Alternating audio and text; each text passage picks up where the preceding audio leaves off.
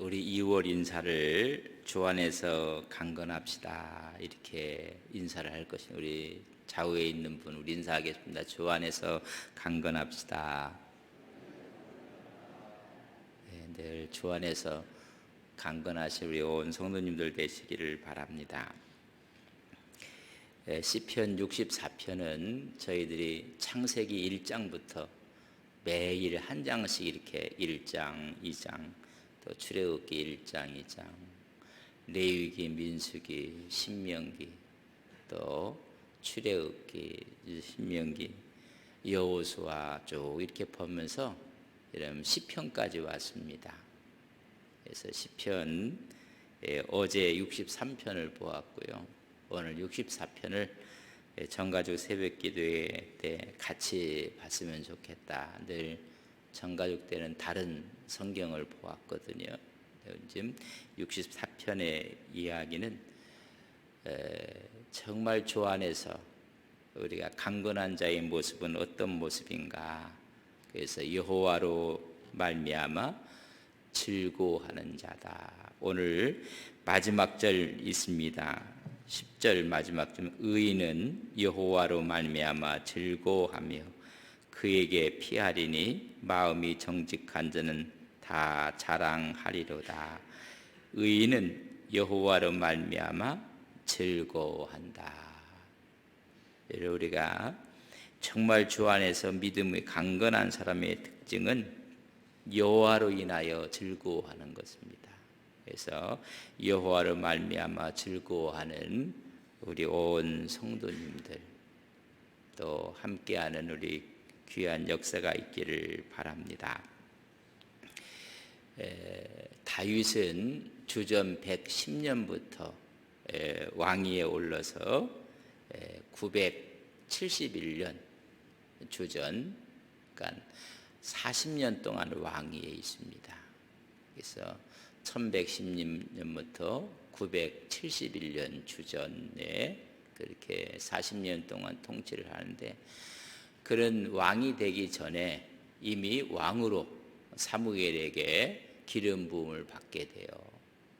그래서 거의 왕이 되기 전 10년 동안 1020년부터 1010년 주전 그때까지 하여튼 사울의 미움을 받아서 이리 쫓기고 저리 쫓기고 사울에게 박해를 받던 시절이에요.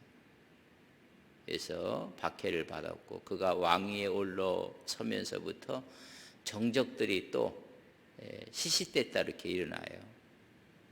그리고 주전 979년 971년까지 왕위에 있는데, 그가 왕에서 물러나기 전 한 7, 8년 전에 아주 압살롬이 또 자기 아들이 반역을 일으켜요.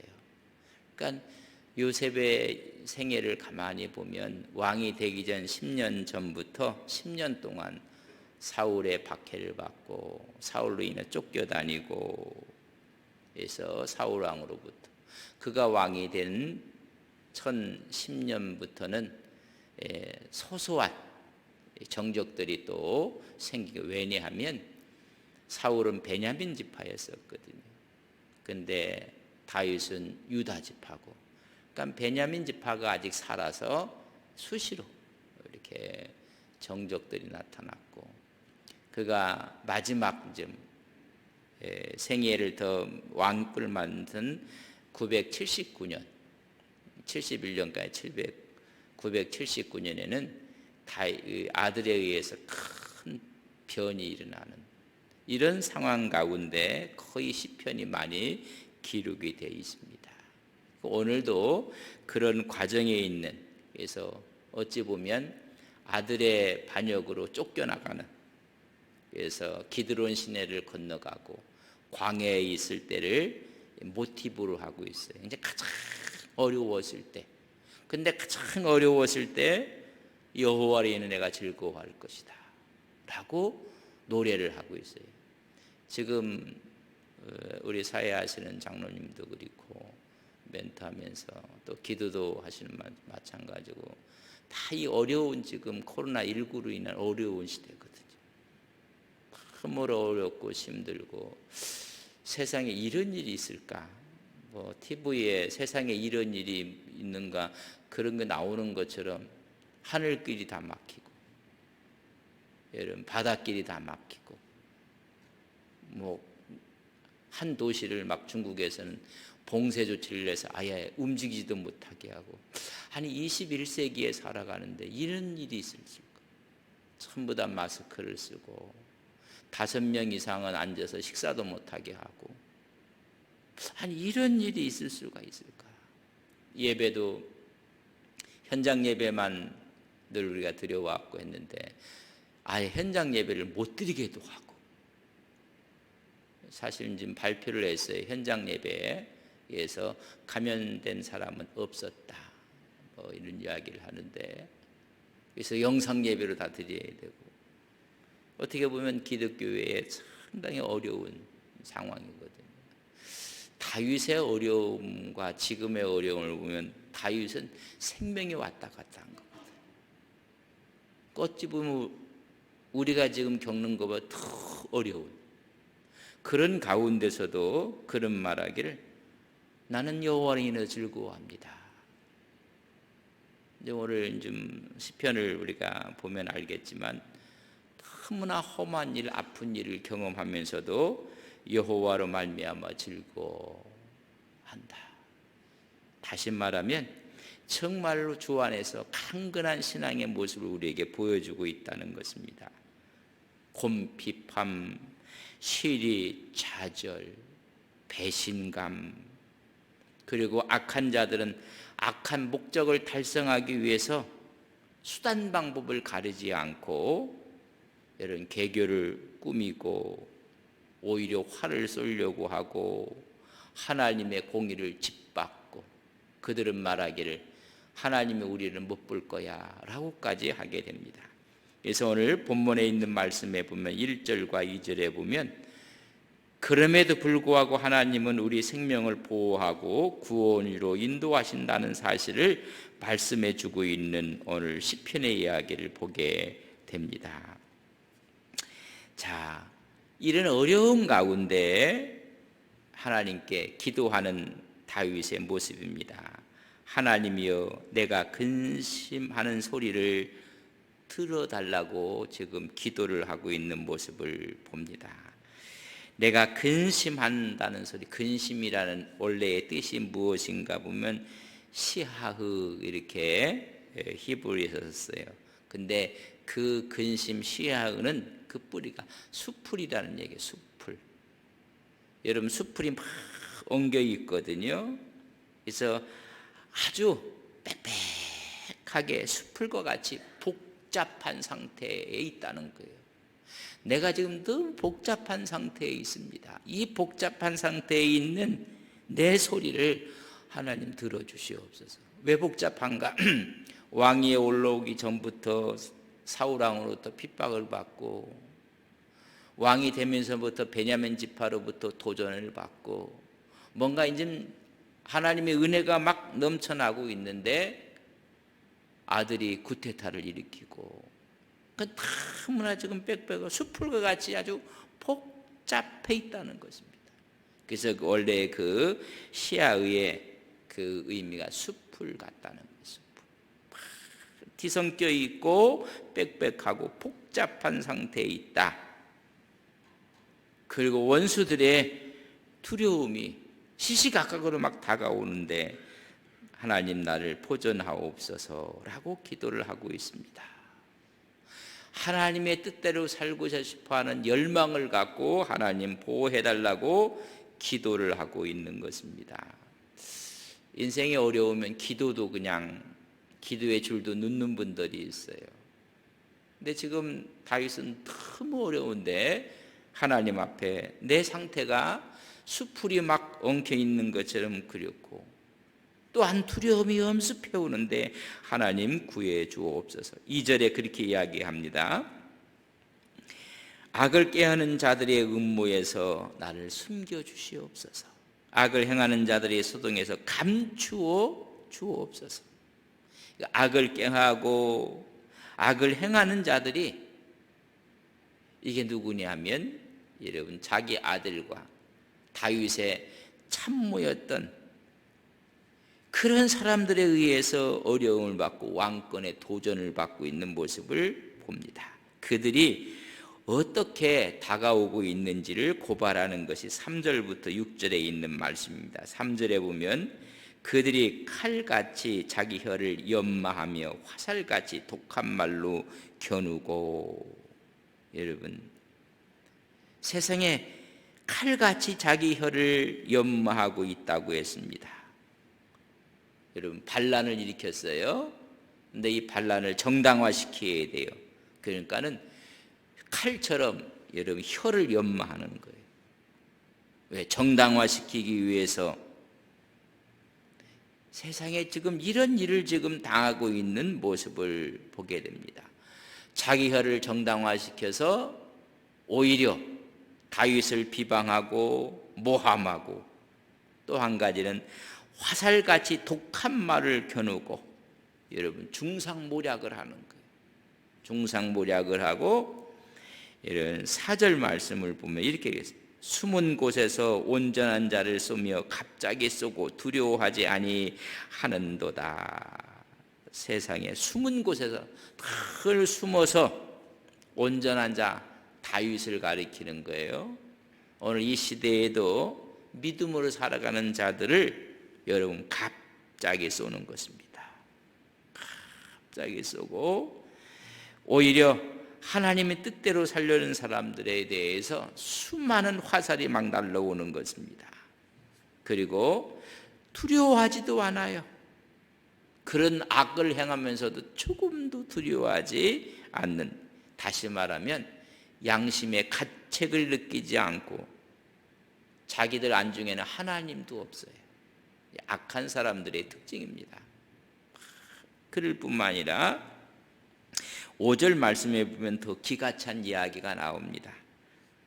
그들은 악한 목적으로 서로 격려하며, 여러분 서로가 좋은 일을 위해서 격려하고 으쌰으쌰 하는 것이 아니라 악한 일을 위해서 서로가 모여서 격려하고, 보십시오.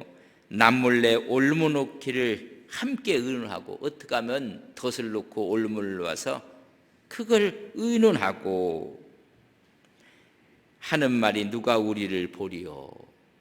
누가 우리가 이렇게 악한 일을 하고 악한 생각을 하고 음모를 하는데 하나님 없다.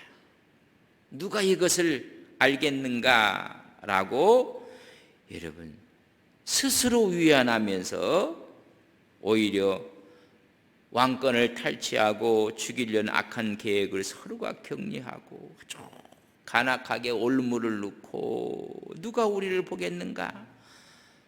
시편에 보면 10절 시편 11절에 보면 하나님은 우리를 잊으셨고 얼굴을 가리셨고 우리를 영원히 보지 못한다. 악한 자들의 특징이에요. 그래서 누가 우리를 보겠는가? 그리고 하는 말이 여러분 6절 말씀에 이렇게 이야기합니다. 그들은 죄악을 꾸미며 이르기를 우리가 묘책을 찾았다 하나니, 아주 자기들이 한 것이 묘책을 하나니 각 사람의 속마음과 속뜻과 마음이 깊도다. 자기들이 자화자찬을 하는 거예요. 우리가 얼마나 깊고 뜻이 얼마나 깊은지 이런 우리의 묘수를 누가 알겠는가라고 이야기를 해주고 있는 모습을 볼 수가 있습니다. 묘책을 찾았다는 것입니다. 아주 교활한 뜻입니다. NIV에는 이것을 퍼펙트 플랜이라고 했어요. 아주 완벽한 것을 자기들이 세워놓고 이런 이야기, 하나님을 손으로 가려놓고 하나님 없다 해놓고는 자기들이 뭐 올무를 놓고 서로가 격려하고 서로가 의논을 하면서 악한 일을 다 해놓고 나서는 이건 누가 알리라. 우리에게 묘책이다. 우리의 뜻과 우리의 마음이 얼마나 깊은가. 아주 깊다는 것을 이해하는데 시가 지금 표현하는 것은 아주 풍자한 말이에요. 다시 말하면 손 위로 하늘을 가리라 이놈아, 이런 이야기. 그런 좀 모습을 갖고 있는 것을 봅니다. 그때 오히려 하나님은 어떻게 반응하실 것인가? 하나님의 보응에 대해서 7절 말씀해 보면, 그러나 너희들이 그렇게 했지만 그러나 하나님이 그들을 쏘시리니, 오히려 악한 사람들이 의인을 쏘려고 화살을 담겼을 때 거꾸로 하나님이 너희를 쏠 거다. 하나님이 너희를 쏘고 말 것이다. 그러나 하나님이 그들을 쏘시리니 그들이 갑자기 화살에 상하리로다. 4절에 보면 악인들이 의인을 쏜다고 했어요. 그러나 하나님 먼저 화살을 너희들 악한 사람들 심장을 꿰뚫을 것이라. 그들이 갑자기 화살에 상하리라. 갑자기는 위해성이에요. 자기들 생각하지도 않는데 자기들에게 화살이 날라온, 그래서 확실하게 하나님께서 그렇게 하실 것이다. 진노의 화살이 먼저 날라오게 될 것이다. 그래서 다윗이 죽는 게 아니라, 참 다윗이 또 가슴 아파해요. 자기 아들 압살롬이 요압의 칼에 심장에 찔려서 죽어요. 그리고 그를 따랐던 사람들이 여러분 비참하게 당하는 모습을 보게 됩니다. 하나님의 진노의 화살이 있고 징벌의 화살이 있다는 것입니다. 여러분, 이 엄청난 일들을 하나님께서 보고 계시고 하나님께서 역사하심을 이야기해 주세요. 그래서 그러므로 그렇기 때문에 그렇게 얘기했습니다. 8절에 보면, 이러므로 그들이 엎드려지리니 그들의 혀가 그들을 해함이라. 그들이 보는 자가 다 머리를 흔들 것이니라. 그렇게 모여서 입을 맞추고 의논하고 그게 모든 것이 자기들에게 화가 돼서 돌아올 것이다. 그래서 그러니까 뭐 말도 잘해야 되겠어요. 대부분 문장 갖고 이야기했던 것이 막 녹음돼서 나오고, 이거 겁나 갖고 우리는 녹음기를 들여야지 나오지만 하나님 앞에서는 녹음기 안 틀어도 이렇게 다 나온다는 이야기. 오히려 그것이 그들에게 해가 되어 돌아올 것이다. 그들이 음모를 꾸미고 악한 일을 하면서 서로가 격려하고 으쌰으쌰하고 하면서 이건 누가 알겠는가? 그것이 천일하에 다 드러나게 되고 그들 앞에 다 나타나게 될 것입니다. 여러분, 그런 이야기. 그래서 그들이 혀가 그들을 해가 될, 막 이것들이 막 들려. 의인을 잡으려고 덫을 놓고 올무를 놓고 그들이 입을 맞추고 했던 모든 것들이 다 자기에게다. 오히려 거꾸로 돌아오게 돼서 그들을 보는 자들이 다 고개를 절레절레 흔들 것이다. 다 흔들어 버릴 거라고 이야기해 주고 있습니다. 그래서 오히려 하나님이 심판하고 하나님께서 진노하실 때 악한 자들의 그런 계교가 전부 다 웃음거리가 되고 말 것이다. 그런 얘기입니다. 그러나 9절 말씀에 보면 이렇게 얘기해요. 모든 사람이 두려워하여 하나님의 일을 선포하며 그의 행하심을 깊이 생각하리로다. 그러나 모든 사람이 하나님이 하시는 이 모든 일을, 오히려 하나님이 하시는 일을 두려워하고 그들의 계교가 나타나는 게 아니라 하나님의 일이 선포되고 그리고 하나님의 행하신 일을 깊이 묵상하고 생각하게 될 것입니다. 하나님의 섭리를 두려워하는 거예요. 하나님의 섭리가 나타나고 하나님의 행하심이 나타나시는 모습을 봅니다. 그걸 보기 때문에 10절을 저랑 같이 한번 읽겠습니다. 10절입니다. 의인은 여호와로 말미암아 즐거워하며 그에게 피하리니 마음이 정직한 이는 다 자랑하리로다. 의인은, 정말 정직한 사람들은 여호와로 말미암아 여러분 즐거워하는 것입니다. 그리고 그분께 피하는 것입니다. 그리고 마음이 정직하다는 다 자랑할 것이다. 이런 마음이 정직하다는 얘기는 거짓이 없다는 이야기가 아니라 하나님을 경외하고 하나님 뜻에 순종하는 자들은 다 하나님을 찬양하게 될 것입니다. 여러분, 아무리 어려워도 여러분 정말 영적으로 건강한 사람들의 모습은 여러분 그 상황을 바라보는 게 아니라 하나님을 바라보고 즐거워한다는 것입니다.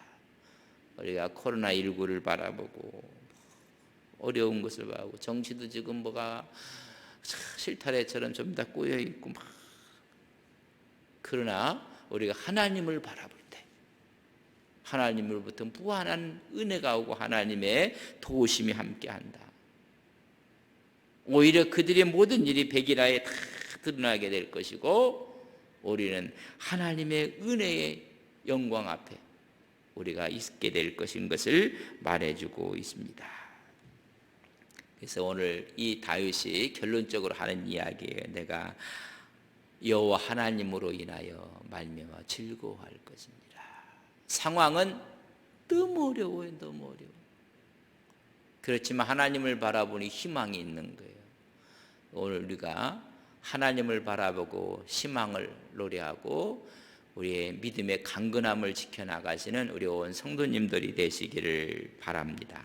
그래서 주로 인해서 기뻐하고 정말 주님으로 인해서 우리가 자랑하고 그럴 때 우리의 삶과 우리 육체와 모든 관계가 건강해지는 것입니다. 여러분 마음속으로 꼭 기억하세요. 믿음이 있는 사람은, 믿음을 가진 사람은, 오늘 하나님을 바라보는 사람은 절대로 혼자 있는 것이 아니다. 누가 함께해요? 하나님이 함께 할 것입니다.